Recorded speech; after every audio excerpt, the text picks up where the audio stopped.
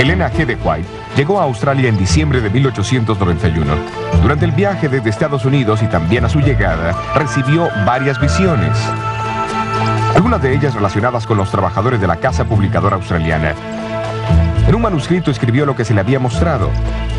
Gran parte de esas instrucciones fueron escritas para el tesorero de la casa publicadora, Nathaniel Falkett. Falkett era un comerciante alto y vigoroso con una disposición generosa. Pero al llegar a ser miembro de la Iglesia Adventista, era también un líder destacado de varias sociedades secretas.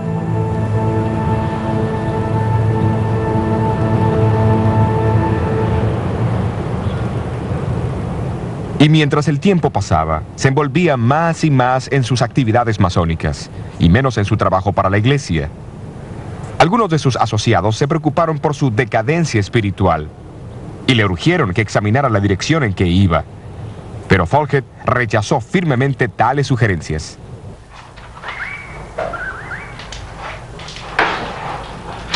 Fue en ese tiempo que Elena White escribió lo que le había sido revelado.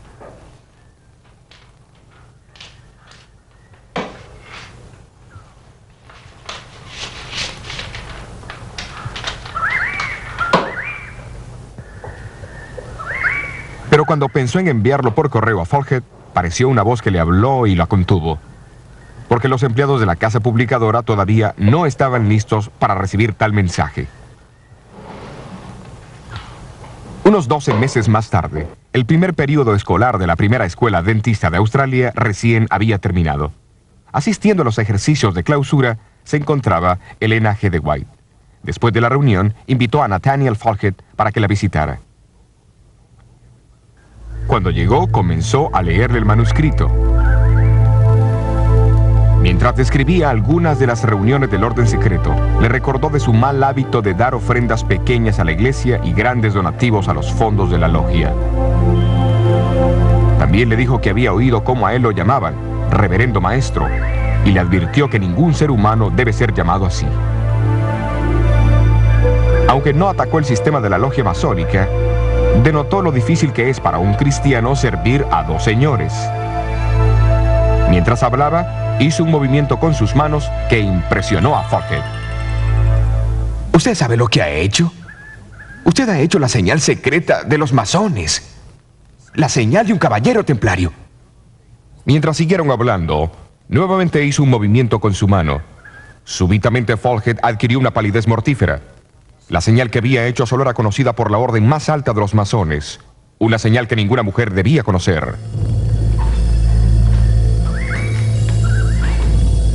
En las próximas 2 horas, Falkett luchó con su conciencia. Finalmente resolvió desligarse de la logia masónica y lo logró después de una lucha. El Señor me ha honrado grandemente al hablarme por medio de la señora White. Él ha presentado mi caso a ella y me llamó por mi nombre. Por eso yo atenderé la instrucción del Señor.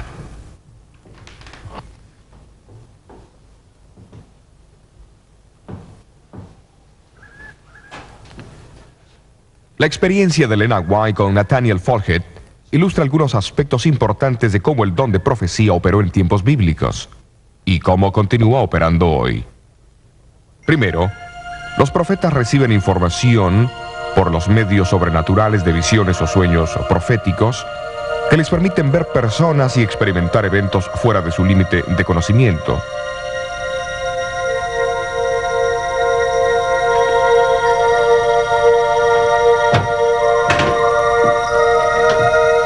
Luego, son dirigidos a comunicar el mensaje a las personas involucradas. Él o ella, porque las mujeres también fueron llamadas a ser profetas, tienen que exponer el mensaje en forma oral, escrita o personificada. Esencialmente, un profeta es el intérprete de Dios. Por eso es que el don profético es conocido como el testimonio de Jesús. Esto no significa que Dios dicta el mensaje al profeta. Antes bien, el Espíritu de Cristo satura la mente del profeta con pensamientos. Entonces el profeta elige las palabras para expresar esos pensamientos recibidos en la visión o el sueño. Esto también significa que la cultura El nivel educacional y la formación del escritor juegan un papel importante en la forma como estos mensajes son comunicados.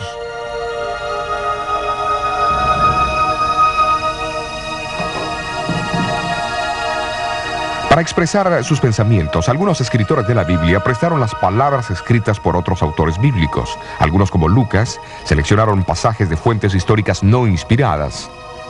Pablo usó las palabras de poetas seculares y ambos, Judas y Juan, citaron del libro judío no bíblico de Enoch. No obstante, bajo la dirección del Espíritu Divino, el profeta es inspirado por Dios y el mensaje llega a ser la palabra de Dios. Es también obvio notar que los testimonios de algunos profetas no fueron incluidos en los libros de la Biblia. Por ejemplo, los mensajes de Natán, Gad, Azarías, Débora, Miriam, Agabús, Silas y las 4 hijas de Felipe. Pero esto no hace que sus mensajes sean insignificantes o menos inspirados. Simplemente significa que estos fueron de valor local y relativamente temporal. Los profetas también jugaron una parte destacada en la iglesia del Nuevo Testamento. De acuerdo al libro de los Hechos, ellos iniciaron el plan misionero de la iglesia. Seleccionaron al personal y dieron instrucciones de los lugares donde debían ser enviados. En 1 Corintios 14, Pablo habla de que el don profético fortalece la iglesia, trayéndole ánimo y consolación.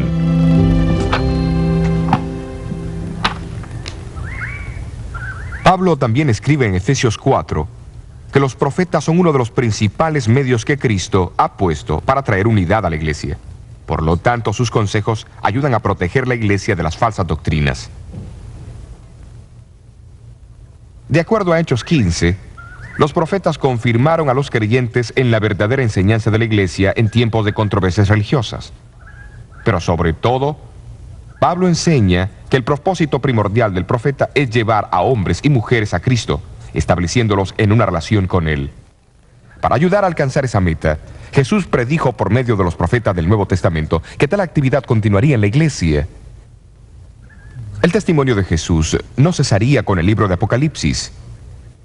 De hecho, los libros de Joel y Apocalipsis indican que el don de profecía asistirá especialmente a la iglesia en el tiempo del fin. Es lógico esperar que esta manifestación postrera del testimonio de Jesús cumplirá el mismo papel y funciones de los profetas del tiempo bíblico. Dios nuevamente revelará sus designios por medio de visiones y sueños. Él también inspirará al mensajero para que el mensaje guíe, amoneste y desafíe a la iglesia. Claro, la pregunta que debe formularse es, ¿cómo empleó Elena White este don profético en su ministerio para la Iglesia Adventista del Séptimo Día? En 1860, ella escribió que cuando el Señor le daba una visión, era llevada ante la presencia de Cristo y estaba inconsciente de sus alrededores. Como el profeta Ezequiel, su atención durante la visión era a menudo dirigida a escenas que tomaban lugar en la tierra.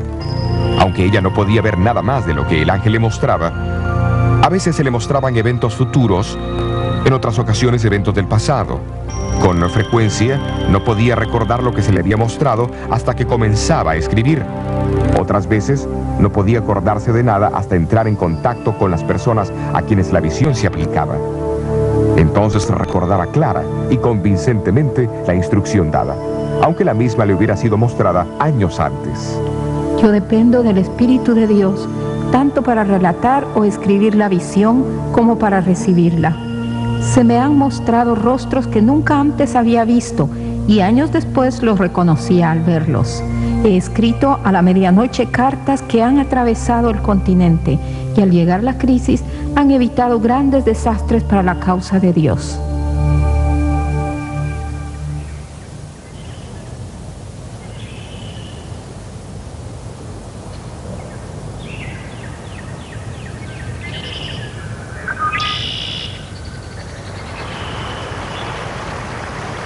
Tal vez no hubo una crisis más grande en la iglesia adventista durante los primeros 70 años de su historia que la amenaza del panteísmo.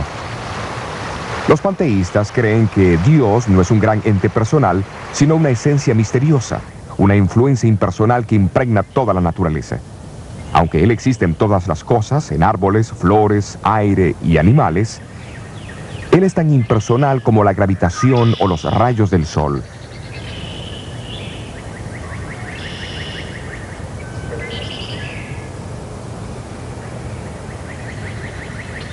Esta idea había sido adoptada y enseñada como una nueva y avanzada verdad por algunos de los líderes de la iglesia de Battle Creek. En realidad, amenazó los mismos fundamentos de la opinión bíblica de Dios. El doctor Juan Harvey Kellogg, el brillante doctor y superintendente de la institución médica de la iglesia en Battle Creek, fue uno entre muchos líderes de la iglesia que fue atraído por esta filosofía a comienzos de los 1880. Pero no fue hasta 1897 que introdujo esta enseñanza en forma pública. En las reuniones de la Conferencia General en 1899, celebradas aquí en la iglesia del sur de Lancaster, en Massachusetts, las ideas panteístas fueron nuevamente promovidas por varios líderes de la iglesia. Elena White estaba en Australia en ese entonces, pero fue impresionada a informar a la conferencia unos cuantos testimonios. Uno llevaba el título La verdadera relación de Dios y la naturaleza. La naturaleza no es Dios y nunca lo fue. La voz de la naturaleza testifica de Dios, declarando su gloria, pero la naturaleza en sí no es Dios. Como creación de Dios, solo profesa el testimonio de su poder. Bueno, hermanos, ¿qué piensan ustedes? La ocasión cuando ocurrieron estas comunicaciones fue muy significativa. Habían sido escritas aquí en Australia casi 4 semanas antes del comienzo de la conferencia, pero llegaron justo cuando se las necesitaba. Sin embargo, eso no fue el fin del asunto. La enseñanza panteísta prontamente se extendió en el colegio de Battle Creek y en el sanatorio que estaba bajo el control del Dr. Kellogg.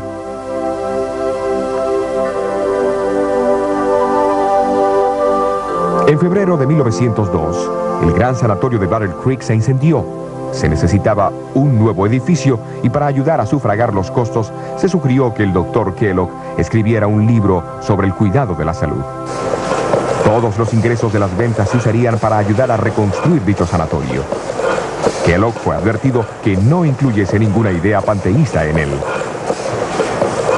Pero cuando este libro, El Templo Viviente, finalmente salió de la imprenta, fue claro para algunos que él no había dado importancia a la instrucción.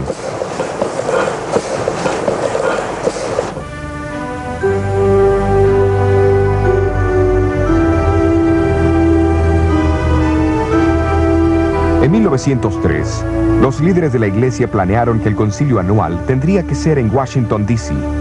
El presidente de la iglesia, Arturo Daniels, esperaba que no se hicieran referencias a El Templo Viviente o a las ideas panteístas de Kellogg. Sin embargo, cuando los defensores de Kellogg de Battle Creek llegaron, fue evidente que era inevitable una confrontación. Señores, necesitamos un nuevo modo de ver a Dios. El panteísmo no dará eso, será una nueva experiencia religiosa. No estoy de acuerdo con usted, hermano Kellogg. No estoy de acuerdo con usted en absoluto. Amén. Yo creo que el panteísmo debilitará la fe y llevará a la iglesia a perder confianza en Dios. Aferrándonos a nuestras tradiciones. No hemos estado aferrándonos a eso por mucho tiempo. Lo que usted quiere hacer es llevarnos a pensar en un Dios que no se interesa por nosotros. Eso no es lo que hemos dicho. Hermanos, por favor, pienso que debemos terminar esta reunión.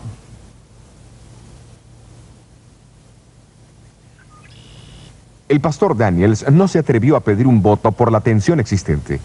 La iglesia estaba enfrentando una crisis. ¿Pero qué hacer?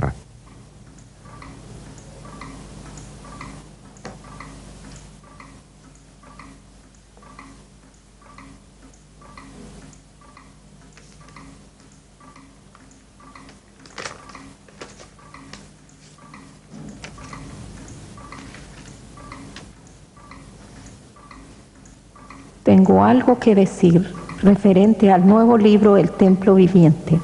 Tengan cuidado con su modo de pensar acerca de este libro con respecto a la personalidad de Dios. Como el Señor me presenta los hechos, ese modo de pensar no tiene el apoyo de Dios. Se me ha mostrado que el autor está en un camino falso y ha perdido de vista las verdades distintivas para este tiempo.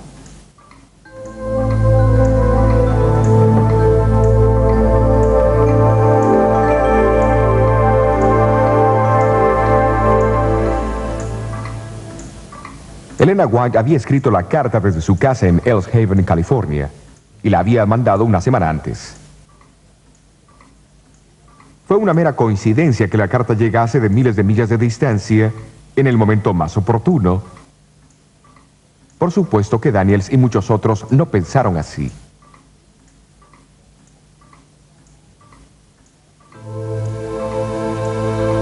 Nunca antes los mensajes de Dios fueron tan necesarios como en este momento, y nunca hubo mensajes más certeros mandados por Él a su pueblo que los que usted nos ha enviado. Usted no se puede imaginar la gran bendición que ha sido para nosotros su comunicación sobre el templo viviente. Llegó en el momento exacto. El conflicto era severo, pero su mensaje llegó y resolvió la controversia.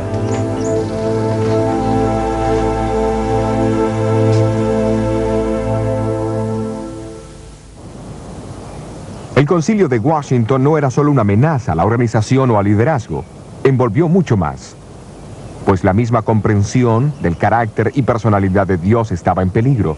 Por eso Elena White decidió incluir en 2 de sus libros, que estaban en preparación, algún material sobre el tema discutido. El 8º volumen de Testimonios para la Iglesia contiene más de 80 páginas sobre Dios y la naturaleza y la relación entre ambos. En el Ministerio de Curación, ella escribió una sección titulada El conocimiento esencial, que recalca la importancia de conocer al Dios que maneja el universo. Esto fue siempre de suprema importancia para Elena White. Su constante blanco en sus sermones y escritos era exaltar a Jesús y su amor ante el mundo. Desafortunadamente, eso no estaba en primer lugar para toda la iglesia. Tomemos la iglesia de aquí, de Battle Creek. A ninguna iglesia Elena comunicó más mensajes que a esta. Los adventistas del séptimo día comenzaron su obra en esta ciudad de Michigan en el año de 1852, cuando el capitán del barco, José Bates, visitó la ciudad buscando al hombre más honesto del pueblo. El administrador de correos, Leonardo Stewart, lo dirigió a David Hewitt, un buhonero presbiteriano. Bates lo convenció de la importancia de guardar el séptimo día sábado, y Hewitt llegó a ser el primer adventista guardador del sábado en Battle Creek.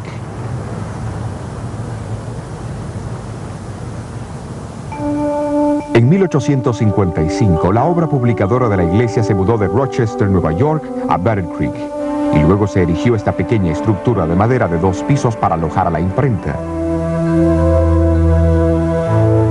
Durante las décadas que siguieron, equipos a vapor reemplazaron la pequeña imprenta manual y la obra de publicación floreció.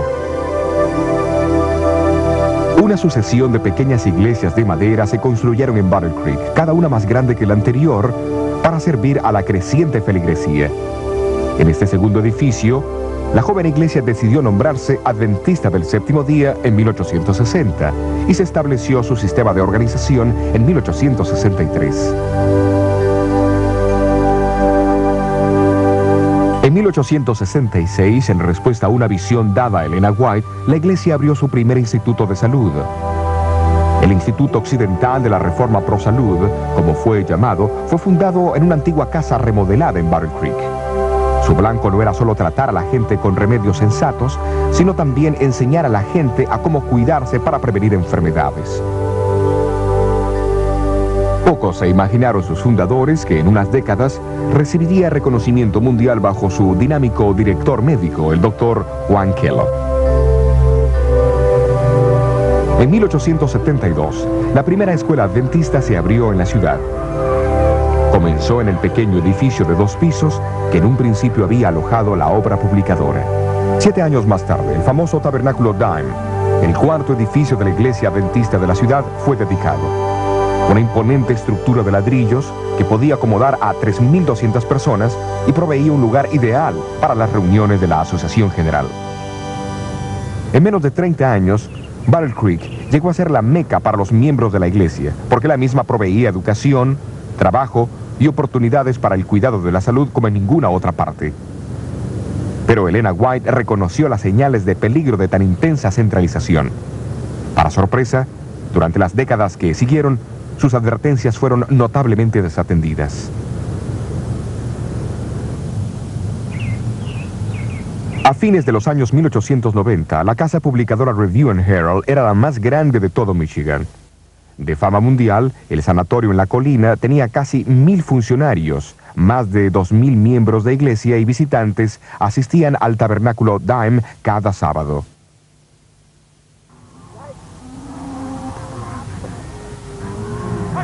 Pero desde Australia, donde Elena White estaba viviendo durante los 1890, ella amonestó que no se hiciesen más planes de expansión. Vio la necesidad de construir pequeñas instituciones en áreas diversas. También sabía por las visiones recibidas que estaban a punto de ocurrir grandes cambios en el mundo.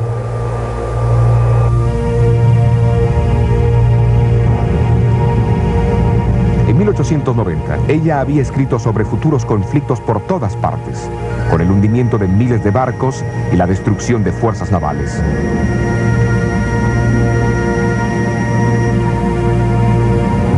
Vidas serían sacrificadas por millones, dijo. Confusión, confrontación y muerte ocurrirían inesperadamente en los mayores medios de transporte.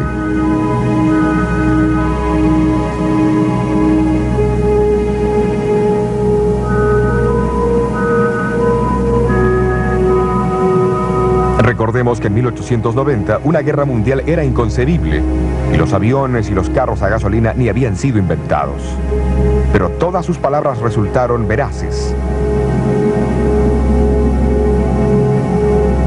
24 años más tarde, en la Primera Guerra Mundial, 10 millones de personas murieron y otras 40 millones en la Segunda Guerra Mundial. Y han ocurrido grandes pérdidas de vidas en los mayores medios de transporte desde entonces. Durante la sesión de la Asociación General en Battle Creek en 1901, se dieron algunos pasos para descentralizar la organización de la iglesia. Sin embargo, las advertencias de Elena White sobre el incremento de la comercialización y los sueldos injustos en la casa publicadora mayormente cayeron en oídos sordos.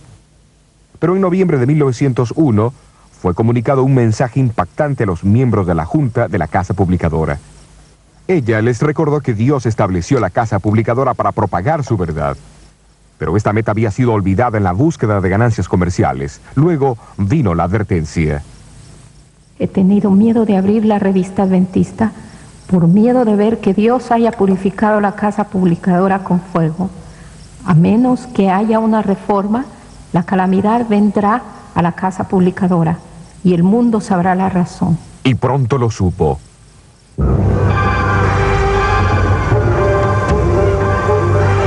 En la noche de diciembre 30 de 1902, el edificio principal de la casa publicadora fue reducido a cenizas.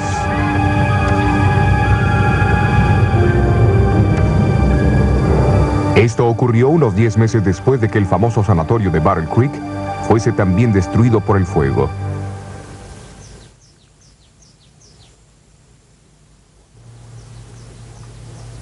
Cuando la noticia del fuego llegó a Elena White en California, escribió a los líderes de Battle Creek, expresando su profunda tristeza por la gran pérdida que la iglesia había sufrido. No estoy sorprendida por esta triste noticia, porque en las visiones de la noche he visto un ángel parado con una espada de fuego sobre Battle Creek. Una vez, durante el día, cuando mi pluma estaba en mi mano, perdí el conocimiento y pareció como si esta espada de fuego fuese primero en una dirección y luego en otra. Un desastre parecía seguir a otro, porque Dios fue deshonrado por hombres que decidieron exaltarse a sí mismos.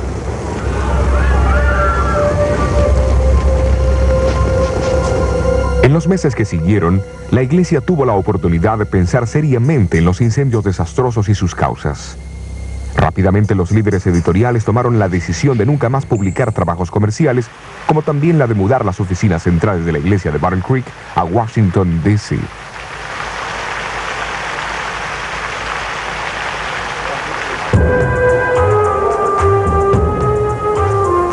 En los tiempos bíblicos, el profeta, siendo el intérprete de Dios, a menudo hablaba claro y señalaba mensajes de advertencia al pueblo de Dios, llamándolo a arrepentirse. Tales mensajes fueron populares porque casi siempre atacaban el egoísmo, el orgullo y el amor al poder. En Apocalipsis 3, Jesús escribió a una de sus iglesias: «Yo reprendo y castigo a todos los que amo». Dios es el mismo hoy día.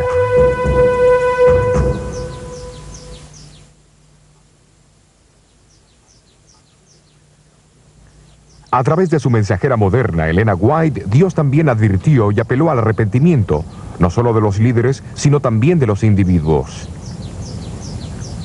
Esteban Smith y su familia aceptaron el mensaje adventista en 1850 y adoraron a Dios, juntamente con los guardadores del sábado aquí, en Washington, Nueva Hampshire. Sin embargo, no mucho tiempo después, Smith cayó bajo la influencia de lo que se llamaba la Nueva Luz y comenzó a predicar sus ideas. Se volvió mordaz y crítico del liderazgo de la iglesia, especialmente de Jaime y Elena White. A fines de 1851, el nombre de Smith fue desfraternizado con profundo dolor por sus ideas discordantes y mordaces. Los 30 años siguientes pasó uniéndose a uno u otro grupo separatista, y aunque se le amonestó sobre la ausencia de fundamento bíblico en sus enseñanzas, nunca prestó la debida atención a los consejos. Pero Dios todavía amaba a Esteban Smith, y en una visión reveló su vida y su futuro a Elena White. A fines de los 1850, escribió lo que le había sido mostrado, y concluyó con un llamado para que él volviese a Dios. Cuando Smith recibió la carta, se enojó y declaró que no quería ningún testimonio de Elena White. Cerró la carta y se olvidó de ella. Mientras tanto, Smith siguió en su crítica senda. Un amigo dijo que él tenía la lengua más malvada y fulminante que cualquier hombre que él conocía, y de esta manera malgastó los mejores años de su vida. Luego, en 1884, se le ocurrió tomar una copia del periódico de la iglesia, la Revista del Advenimiento y la Proclamación del Sábado. Sus ojos fueron cautivados por un artículo de Elena White. Al leerlo, se impresionó por su verdad. En las semanas que siguieron, continuó leyendo la revista, y su familia y sus amigos notaron un cambio gradual en sus actitudes mordaces y desagradables hacia la iglesia y sus líderes.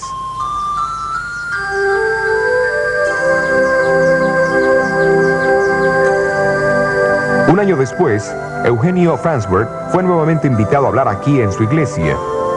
Su viejo amigo Esteban Smith, ahora con 78 años de edad, resolvió asistir a la reunión del sábado por la mañana, cuando Farnsworth predicó desde este púlpito sobre el surgimiento del movimiento adventista en la profecía bíblica.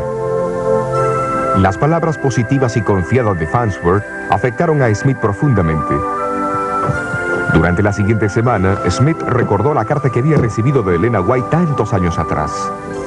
Al abrirla, leyó sobre lo que su vida sería si continuaba el curso que había tomado. Sin embargo, lo que había sido una predicción cuando la carta fue escrita, era ahora historia. Un registro de cómo él había vivido, porque no había cambiado sus hábitos.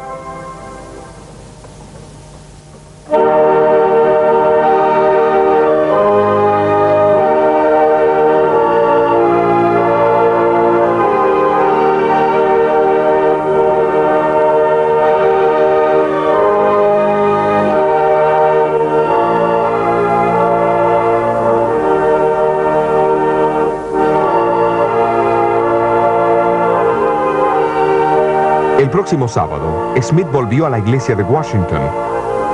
Farnsworth, que todavía no sabía nada sobre esta experiencia, había preparado un sermón sobre el don de profecía en la iglesia adventista.